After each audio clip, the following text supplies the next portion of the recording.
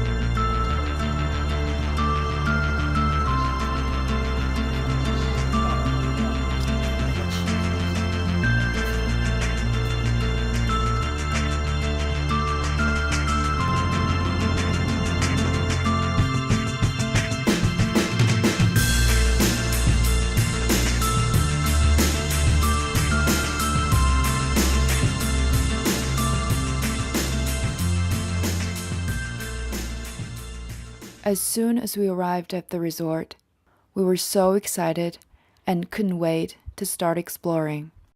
But we had no idea that it was a low tide, and all we could do was tiptoe in the shallow water, avoiding trampling on anything that we might hurt, like starfish, and anything that might hurt us, like sea urchins.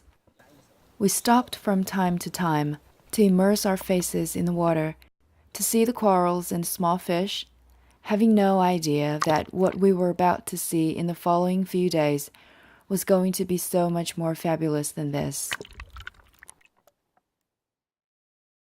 The next morning, we were introduced to our instructor, Moalboal.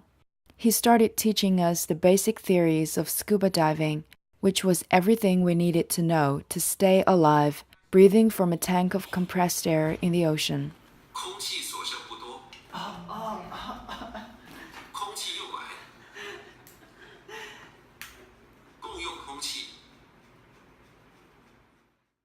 It was supposed to be boring, but studying together made it fun. In the afternoon, we were taught basic skills in the pool, including how to assemble and disassemble our gear, how to remove water from our masks, how to share air with your partners, and the trickiest part, maintaining mutual buoyancy, which is the ability to stay at a certain depth in the water just by controlling your breathing. Even though we're pretty good swimmers, we were all very clumsy at first and couldn't stop using our arms to keep our balance. We either couldn't stay down or we kept bumping into the bottom of the pool. There was no happy medium. Moalboal had to constantly stop to tell us how to adjust our gear to stay afloat in the middle. But after some practice, we seemed to get the idea just fine. The next morning was another pool session, and in the afternoon, we were finally going to dive in the ocean for the very first time. During our 1-week stay in the resort, we finished both open water and advanced open water courses. We had 12 dives in total. They all started from here. Let's go. Morning. Okay. Hello.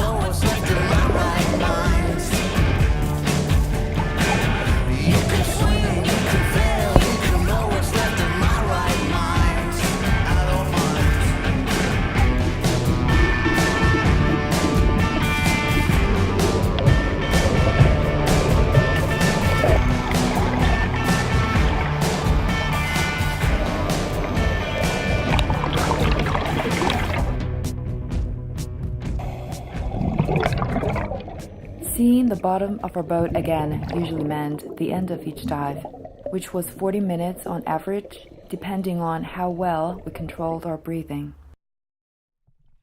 Before we climbed aboard, we first needed to remove our fins, because anyone who's ever walked with a pair of fins on would know what a nightmare it is.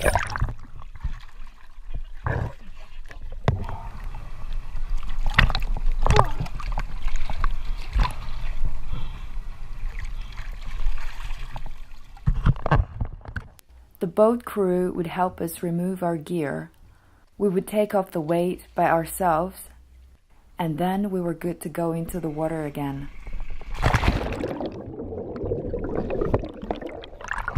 Usually taking a leak first.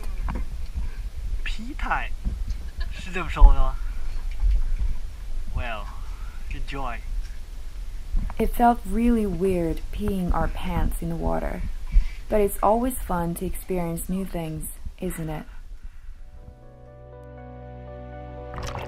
After we finished our business, it was time to have some fun swimming. One of the highlights here was the sardines, very large groups of them, looking like storm clouds.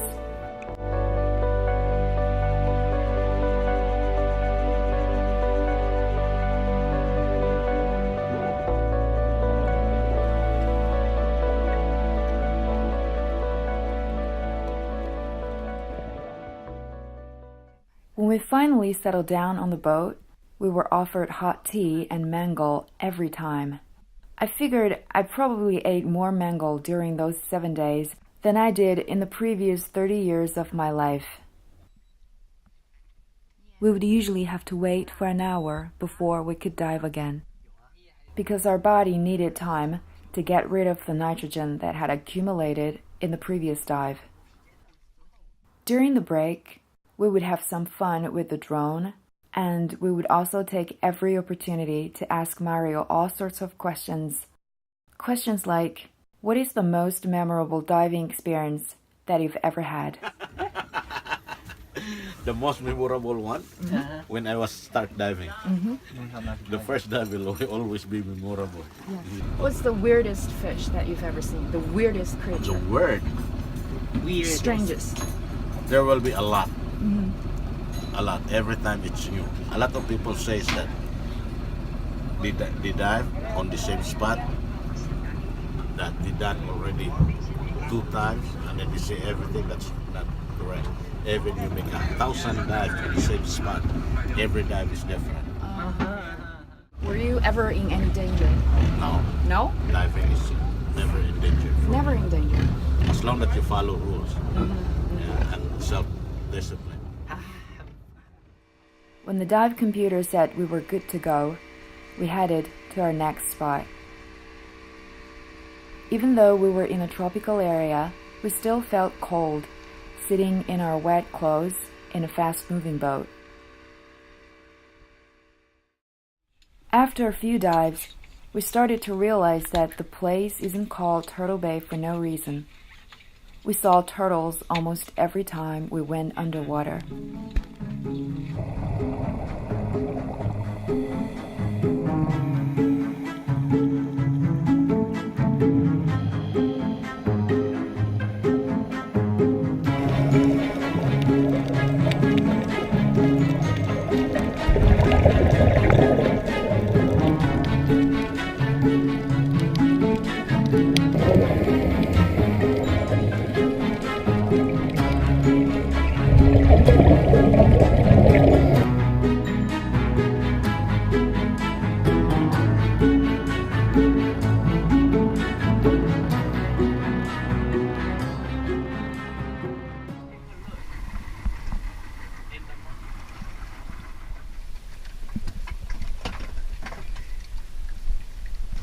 When we got back to the shore, we needed to disassemble all our gear and rinse it in fresh water so it wouldn't be affected by the seawater.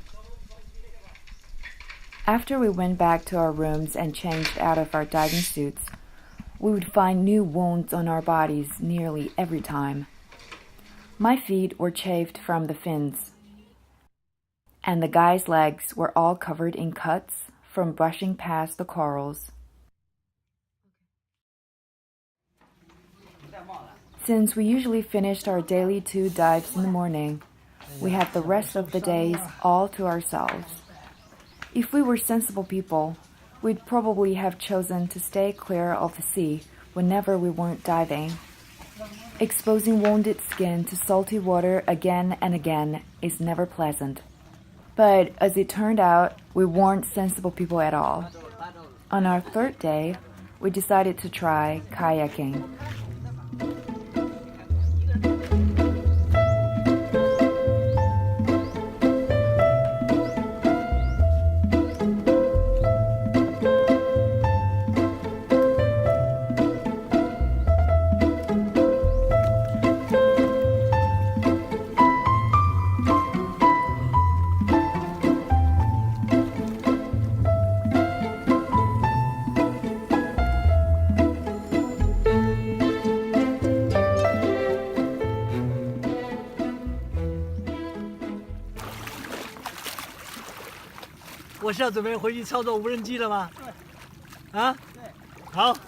But unfortunately, it was one of the first times that Andrew had tried to operate his new drone. So instead of the cool videos that we had expected of the drone swooping over us and tagging along, all we got was shaky footage in which we kept entering and disappearing from the frame.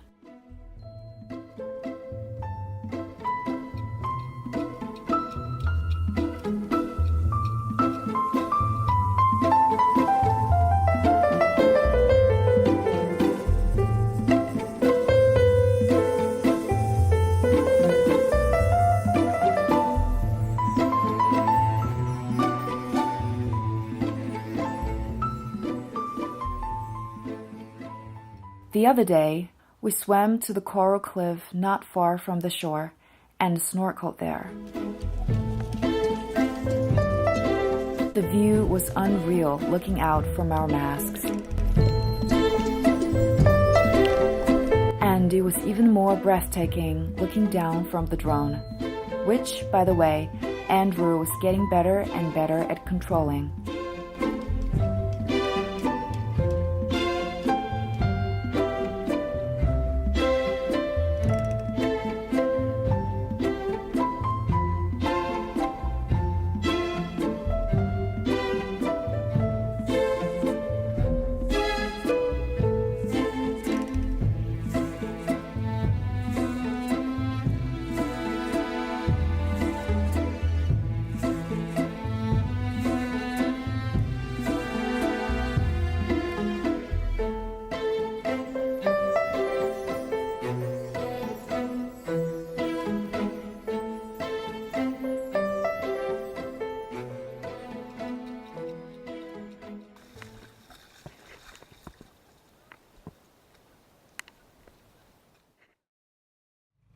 We'd been eating at the resort's diner for 6 days, but for our last dinner, we wanted something different.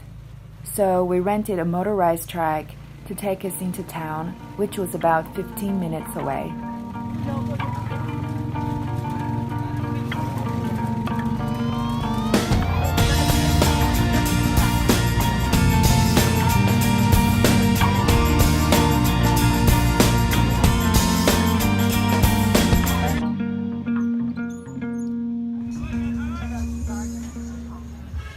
The local people were very friendly, probably because they're used to having tourists around.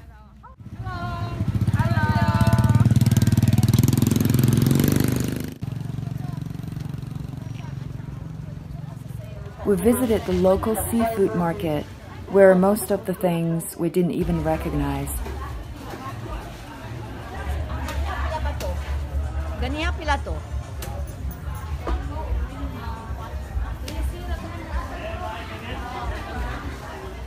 那个鱼好像我们在海里见过，我觉得。 We bought fish, some shrimp, a huge crab, probably the largest I've ever seen alive, 面包蟹嘛，这还像点样子。 and some oysters, all much cheaper than they're in China. Arigato, arigato.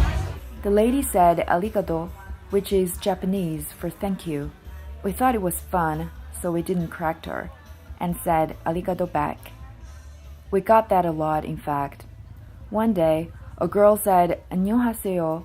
We figured it was probably because Andrew looks so much like a Korean. It's interesting though that no one ever tried to say 你好. Later, we visited the fruit market. We bought 6 avocados for only 100 pesos, which is about 15 yuan in total. 100自己掏。 100那么多牛油果才100块钱。 Back in China, avocados are usually 10 yuan each. 早知道早点来。天天来，天天。 The jackfruit was cheap too, 400 pesos for the whole thing. But we couldn't possibly eat it all by ourselves, so we later handed out most of it to the local kids and to Sam, the Australian guy we met at the resort. Bye.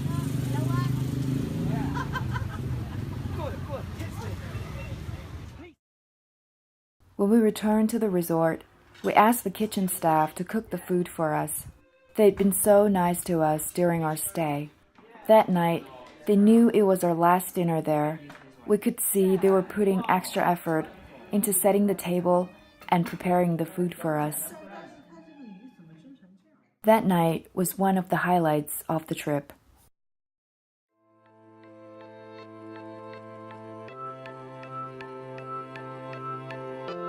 The next day, we returned to Cebu before heading back to Beijing. We had an unforgettable time exploring the waters of Turtle Bay. And who knows, maybe we'll be back someday soon. I dreamed I was missing. You were so